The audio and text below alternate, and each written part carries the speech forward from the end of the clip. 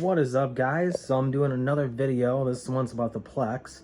Ran into an issue. Sent an email from Plex letting us know that well, they were hacked, in so many words, and that our passwords and everything else was compromised except for our credit card information. But in the email it stated that we were supposed to log out of all media devices and change the password. And so that's what I did. I changed the password and logged out of pretty much all my devices, which I didn't actually have to do. So I've been using the Plex for just over 5 years, 6 years, and I have a lifetime subscription. Woohoo! So I ran into a slight issue. Here's the email I received. All right, it's just simple crap, you know, letting us know that they have no clue how to fix, you know, this slight issue that we're running into after we reset our passwords.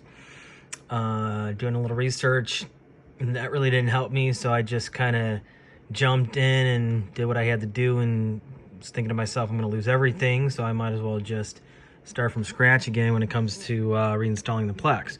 So if you're running into an issue where you changed your password and you signed out of everything, for instance, right here, I took a picture, verify you have a network connection and that the server is online, receive troubleshooting tips for further assistance. Yeah, this is all crap. There's not much you can do when it comes to asking for help. Okay, it's the simplest and most easiest thing to resolve this issue, where you actually have your server connected. It's pretty simple. So what you want to do is you want to go to your control panel, and then you want to delete the Plex media server that you have in here.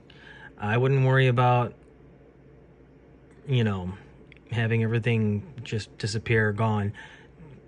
That's not an issue.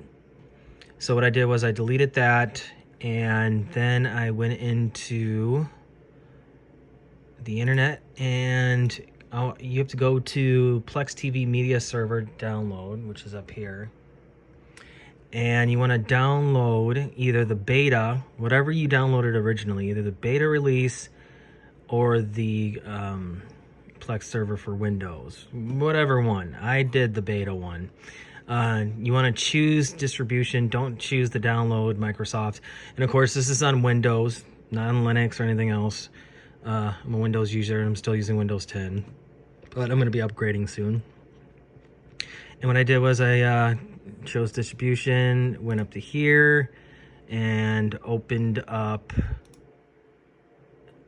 this file right here, which is the Plex Media Server 1.42.2, blah, blah, blah. Go ahead and re-download all that, and that's it. You just wait until everything downloads, plug back in your server and, you know, into your computer, whatever you're using, and you're good to go. So that's how I fixed my issue.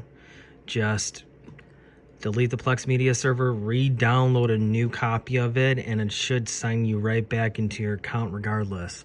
And I was running into that issue where I had all my playlists, you know, but nothing appeared. Like, it just said it was unavailable, which really is it was a huge headache last night, because once I read the email, I was like, oh crap. So I'm happy that I have everything back and running. In order not to lose all of your settings on your Plex, say you're using the Roku, for me, I just put in either scan the QR code, or they ask you to go on the internet and type in the website into your phone, and then sign in, and then put the 6-digit, you know, code that they have on there, and it loaded for me, and nothing got deleted. None of my settings got deleted, which is nice. So that is it. That's all you have to do. You don't have to go through, you know, any more YouTube videos trying to figure out, hey, what the hell do I do, you know? So I hope this video helps. Do not be afraid to